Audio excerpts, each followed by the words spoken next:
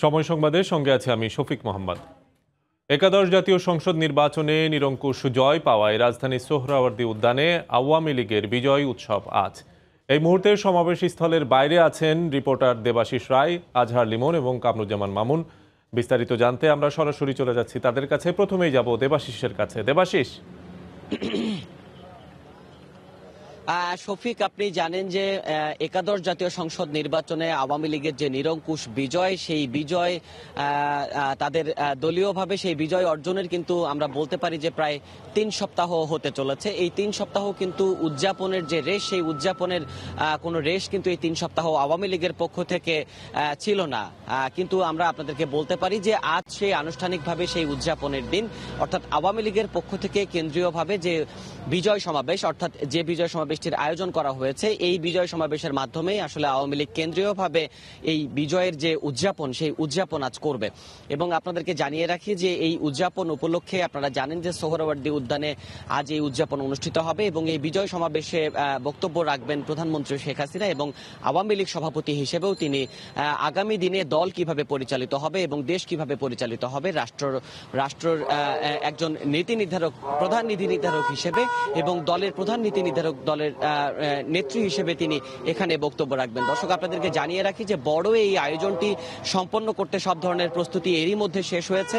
আমরা আপনাদেরকে জানাই যে এই সোহরাওয়ার্দী উদ্যানের যে কয়েকটি প্রবেশ পথ রয়েছে, সব দিকে প্রবেশ পথগুলি কিন্তু খুলে দেওয়া হবে বেলা 11টার পরে এবং সব প্রবেশ পথগুলো দিয়েই কিন্তু সবাই প্রবেশ করতে পারবেন। বিষয়টি এমন নয়, এটি বেশ শৃঙ্খলা যাতে বজায় থাকে সেজন্য প্রতিটি প্রবেশ পথ আলাদা করে দেওয়া হয়েছে। কোনো দিক দিয়ে দর্শনার্থী, কোনো দিক দিয়ে নারীরা এবং কোন দিক থেকে যারা কর্মকর্তারা রয়েছেন তারা এখানে প্রবেশ করবেন সেটি নির্ধারিত করে দেওয়া রয়েছে। এই মুহূর্তে আমরা রয়েছি ইঞ্জিনিয়ার্স ইনস্টিটিউট গেটে। আমরা এখানে যে অবস্থাটি লক্ষ্য করছি যে এখানে প্রস্তুতি সব ধরনের সম্পন্ন হয়েছে এবং বেলা 11টার পরে গেট খুলে দেওয়ার পরে প্রারম্ভিক যে আয়োজন সেটি শুরু হবে বেলা 12টায় এবং 2:30 নাগাদ এখানে সভার যে মূল কার্যক্রম সেটি শুরু হবে এবং বেলা 3টা নাগাদ আওয়ামী লীগ প্রধান ও প্রধানমন্ত্রী শেখ হাসিনা এই সোহরাওয়ার্দী উদ্যানে বিজয় সমাবেশে যোগ দেবেন এবং তখনই মূল বক্তব্য প্রক্রিয়া শুরু হবে। এখন এই মুহূর্তে আমরা ইঞ্জিনিয়ার্স ইনস্টিটিউটের খবর আপনাদেরকে জানালাম। আমরা শিখা অনির্বাণ গেট, অর্থাৎ যেটি ইঞ্জিনিয়ার্স ইনস্টিটিউট গেটের ঠিক অল্প কিছু পাশে, সেই গেটেও রয়েছেন আমাদের আরেক প্রতিবেদক আজহার লিমন। আমরা তার কাছ থেকে জেনে নেব সেখানকার খবর। লিমন।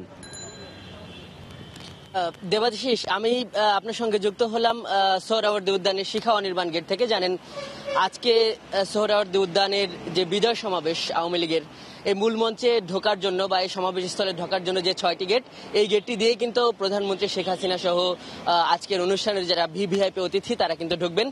আমরা এখানে যেটি দেখছি সেটি হলো যে নিরাপত্তা কর্মী যারা রয়েছেন, আইন শৃঙ্খলা বাহিনীর বিভিন্ন সংস্থা, তারা নিরাপত্তা কার্যক্রমের যে শেষ মুহূর্তের প্রস্তুতি সেটি ঝালিয়ে নিচ্ছেন এবং দেখছি যে এরই মধ্যে এই এলাকায় যারা পুলিশ প্রশাসন রয়েছেন, স্পেশাল সিকিউরিটি ফোর্স যারা রয়েছেন এবং আইন শৃঙ্খলা রক্ষা বাহিনীর যে গোয়েন্দা শাখার যারা সদস্য রয়েছেন তারা কিন্তু এই এলাকায় অবস্থান নিয়েছেন এবং তারা কিন্তু এই এলাকার সর্বশেষ নিরাপত্তা জোরদার করছেন। দেবাশিস, একটু আপনাকে বলতে চাই যে আওয়ামী লীগ গেল 31 তারিখে একটি ঐতিহাসিক বিজয়, যেটি বাংলাদেশের ইতিহাসে একটি বড় বিজয়, 257 আসনে জয় পাবার পর, যদি মহাজোটের হিসাবে ধরি অধিকাংশ আসনে জয় পাবার পর তারা কিন্তু বিজয় উৎসব করেনি।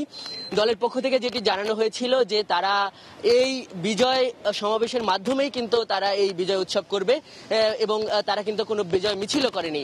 সেই ক্ষেত্রে আজকে যেটি আমরা খোঁজখবর নিয়ে জানতে পেরেছি যে ঢাকার যে 20টি আসন রয়েছে, ঢাকা মহানগরীর 15টি এবং জেলার যে 5টি আসন, প্রত্যেক আসনের যারা সংসদ সদস্য রয়েছেন তারা মিছিল সহকারে এই সোহরাওয়ার্দী উদ্যানে যোগ দিবেন।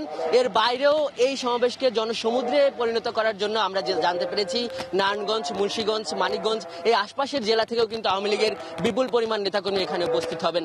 আপনাকে আরেকটু জানিয়ে রাখি যে এই সভায় 14 দলের যারা শরিক রয়েছেন তাদেরকে দর্শক হিসেবে এখানে আমন্ত্রণ জানানো হয়েছে। এছাড়া কিন্তু বুদ্ধিজীবী, সাংবাদিক, লেখক যারা আওয়ামী লীগের আদর্শকে ধারণ করেন কিংবা সমর্থন করেন বা সহমত পোষণ করেন তাদেরকেও কিন্তু এখানে আমন্ত্রণ জানানো হয়েছে। আরেকটি বিষয় বলি যে আমরা দলীয় সূত্রে খোঁজখবর নিয়ে যেটি জানতে পেরেছি যে আওয়ামী লীগের এই বড় বিজয়ের পর জানেন যে ক্ষমতার কেন্দ্রবিন্দু বা সব জায়গায় যেহেতু আওয়ামী লীগের মন্ত্রী এমপি থাকবেন, সেহেতু প্রধানমন্ত্রী বা আওয়ামী লীগ সভাপতির কাছ থেকে কিন্তু দুর্নীতি বিরোধী যেমন বার্তা আসবে, এছাড়া আওয়ামী লীগের ইশতেহার বাস্তবায়নের জন্য ভবিষ্যতে দলটির কর্মপরিকল্পনা কি বা সরকারের কর্মপরিকল্পনা কি, নেতাকর্মীদের কিন্তু সেই নির্দেশ দেবেন প্রধানমন্ত্রী।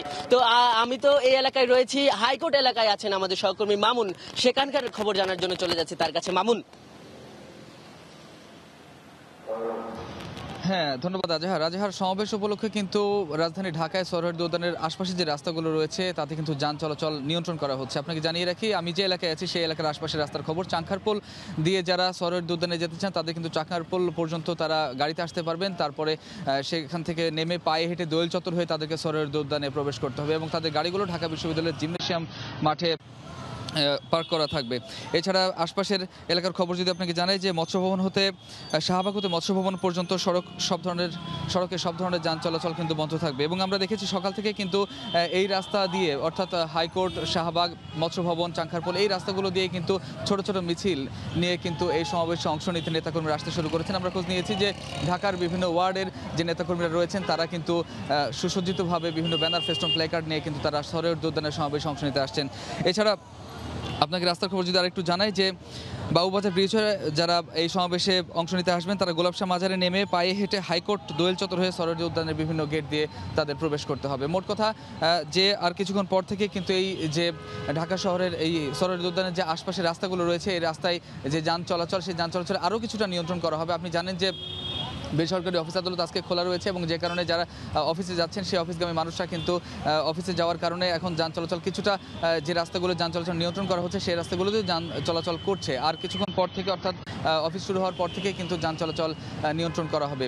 আর যে নেতাকর্মীরা আসছেন, আপনি জানেন যে আওয়ামী লীগ নিরঙ্কুশ সংখ্যাগরিষ্ঠতা অর্জন করাই কিন্তু আজকে এই বিজয় সমাবেশ এবং এই বিজয় সমাবেশকে সর্বাত্মকভাবে সফল করার জন্য কিন্তু সারা দেশ থেকে নেতাকর্মীরা এই সোহরাওয়ার্দী উদ্যানে এসে তারা আজকে সমাবেশে অংশ নেবেন এবং এই আজকের সমাবেশে প্রধানমন্ত্রী শেখ হাসিনা কিন্তু বক্তব্য রাখবেন।